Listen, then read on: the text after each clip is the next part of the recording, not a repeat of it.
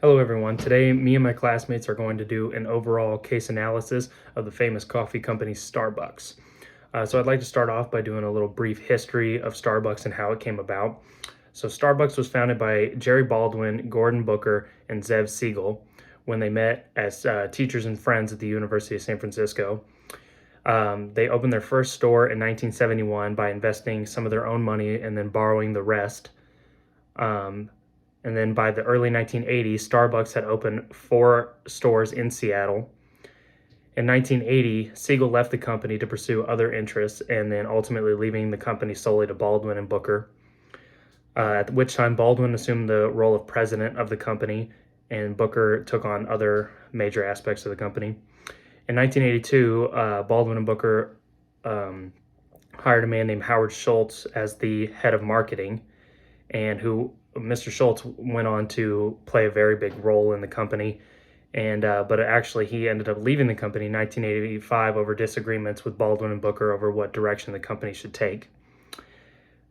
But then, right after that, in 1987, Baldwin and Booker actually decided to sell the company, and at which point Howard Schultz decided to come back and buy the company to own it outright, and has basically brought it to what it is today, being the CEO and president and playing a major role in the past 20 years. And then currently the headquarters of Starbucks is in Seattle, Washington. Next, I'd like to discuss a little bit of the strategy that Starbucks currently takes. So Starbucks uses what's called a broad differentiation strategy. Basically, the purpose is to slightly differentiate themselves from other companies similar to them in the market. But the way they're different is when so Starbucks mainly competes with companies like McDonald's, Dunkin' Donuts, and any other local coffee shop in any area.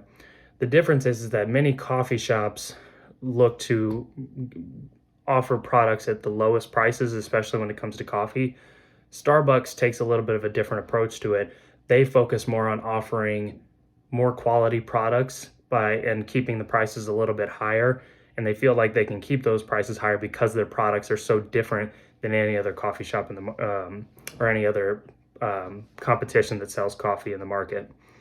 Um, and they're more focused on kind of being a lifestyle and premium brand, so to speak, and more of a quality brand more than just, selling, coffee that you can get for $1 through a drive-through. They want to offer, basically something different than any other coffee shop, run-of-the-mill coffee shop could. And then they focus on continuing to innovate and bring in new products. They don't just stay stagnant with the things that they come out with. They come out with seasonal drinks, seasonal foods, things that keep people interested, that keep people coming back. So that way their company doesn't become stagnant and they can keep growing and gaining more leverage in the market overall. They also focus heavily on reusable and other products that keep the environment clean, and they have put in many initiatives to kind of continue that effort and kind of reduce their footprint, their carbon footprint, so to speak. And Starbucks is also heavily focused on treating customers the best that they can and meet their needs. They do this by training employees in customer service.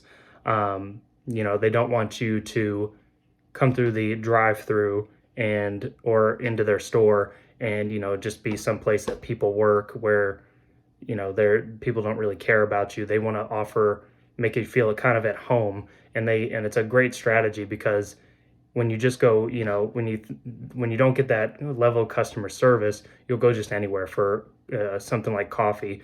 But they offer that, they want to make you feel at home so that you'll think about them and keep coming back to them over any other place that might even be more convenient, like Starbucks or Dunkin' Donuts.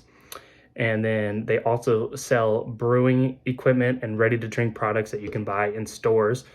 And so this kind of differentiates their strategy and things that they do so that they can kind of hit every aspect of the market, not just, their regular brick and mortar stores that you can come into and buy their product. Also you can go to your local grocery store, buy Starbucks products, or even a gas station. They have cold drinks and other hot coffees that can be bought in those places. Next, I want to talk about some of I want to do an external environment analysis for Starbucks, kind of talk about their opportunities and threats that they have in the market. Um, Starbucks has opportunities I think, to create partnerships and expand into countries that they have not yet entered. They can do this by offering products in bars and restaurants and retail shops.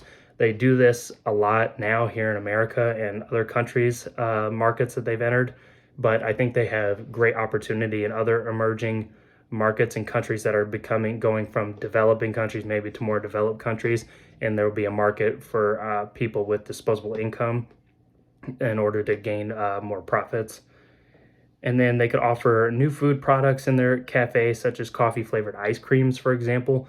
They sell coffee flavored ice creams now in like stores, but I think that they could start offering kind of things like that in their own shops, and would give people a better reason to come in, and especially and order different food products and things like that. Um, they could continue to improve their efforts to keep the environment clean, thus improving their public image. Things seem to be getting more and more towards keeping the environment clean, which is great. And they should continue those efforts, not just for their public image, but also just to keep the environment clean. Starbucks, and they also can extend the number of suppliers that they have. This would be a great opportunity for Starbucks because it would give them it would give them more opportunity to for raw materials and ingredients instead of limiting themselves to certain people or to certain suppliers, so that way that they don't, get in a bind and lose less buying power when it comes to those suppliers if they limit themselves to only a few. Next, I want to talk about some of the threats that Starbucks has. A major threat that Starbucks has is their reputation for poor labor relations. There have been some reports that they don't necessarily treat their employees that great, um, which is funny because that they have said that they focus so heavily on treating customers great and training their employees, but maybe they've kind of slacked a little bit in actually treating the employees themselves better, and focus too much on the customer. So that has kind of hurt their image a little bit for some people. Some people don't want to go and um, buy Starbucks and things like that because they know that they're not treating their employees right. Another major threat for Starbucks is the COVID-19 pandemic. Um, it's something that's affected everybody all over the world, and it's caused Starbucks to have to close stores, and now people have less disposable income, so they might not be wanting to buy Starbucks just because it's not something you necessarily need, and especially not Starbucks because they're excuse me, such a high priced coffee brand. Um, and Starbucks also faces threats from rising prices of raw materials and ingredients, which could affect profits as time goes on if those raw materials and ingredients prices continue to grow. Then they'll definitely lose profits. Another possible threat is environmental threats such as natural disasters and labor strikes from suppliers. Next, my partners will give you an internal environment analysis, financial analysis, strategic concerns, and some recommendations for Starbucks. Thank you. Hi everyone, my name is Jordan Tran, and I'll be going over Starbucks internal environment analysis and in the financial analysis of Starbucks as well. So going into the internal environment analysis of Starbucks, it means part of the SWOT analysis, which is the strengths and weaknesses, which is the internal environment analysis. So the strengths of Starbucks is the brand recognition, high quality products, and social responsibility, and the use of technology. However, the weaknesses that hold Starbucks back from being a better company is the expensive products and the culture clash in different markets. So just going over the little breakdowns of each strength. So the brand recognition, Starbucks has a really distinct purpose.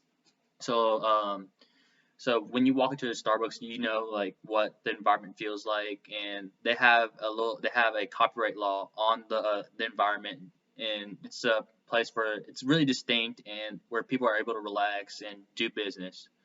So when you see Starbucks, when you walk into a Starbucks environment, you should know that is a Starbucks. And moving on to the high quality products, Starbucks pays attention to the quality of other products, so they import them from Latin America, which is where the coffee beans are from. And moving on forward, the innovation and risk taking of the use of technology, Starbucks has always implemented technology into their products, such as the Starbucks app, where people can order ahead or pay through the phone. And they also implemented different coffee flavors as well, such as the Frappuccino and different kinds of drinks and teas that can help out in different global aspects, such as China. They like to drink tea rather than coffee, so Starbucks would adjust that.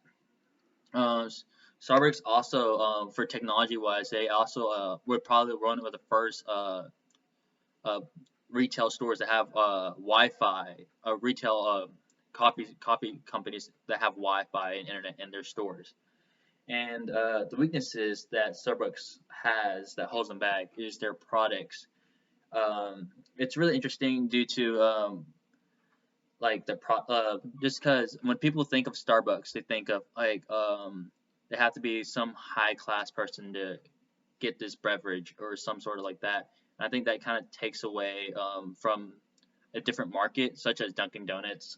They have their coffee, which is like $2, while Starbucks coffee is like $4.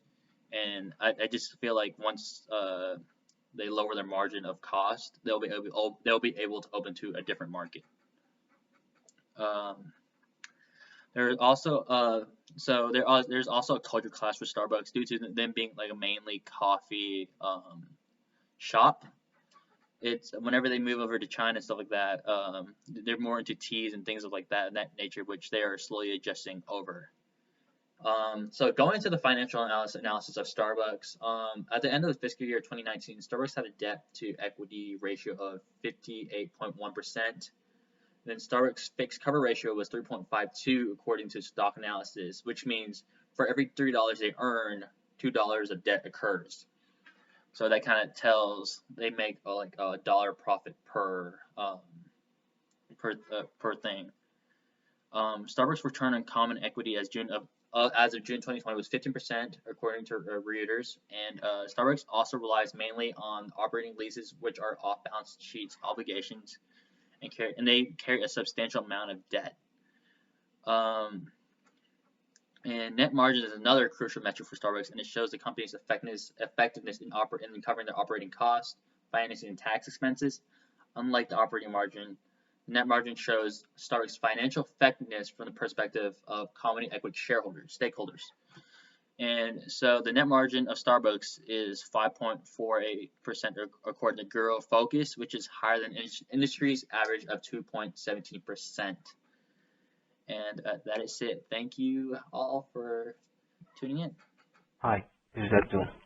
I'll be talking about the strategic concerns and recommendations for Starbucks. Now, Starbucks is a known coffee shop that operates in countries around the world. And the reason why it's famous is because of the strategy it follows, which is the broad differentiation strategy. This strategy is when a company specializes in a product or service, in this case coffee, to offer better quality than the competitors. With the quality being better, the customers will not mind paying the premium price. This strategy can be a concern to Starbucks due to it losing some of the potential market share that it could acquire because of the pricing.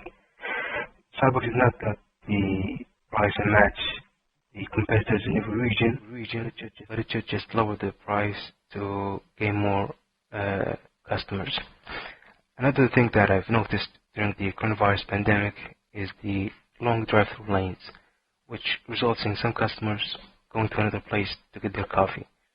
As an easy solution for that would be opening 2 drive-through lanes so that the customers would continue going to Starbucks. Other businesses have done that, and it seemed very profitable for them to do it. And one recommendation that could help with the 2 concerns is having a drive-through only Starbucks branch instead of having both drive-through and in-store seating. With that, baristas can focus on selling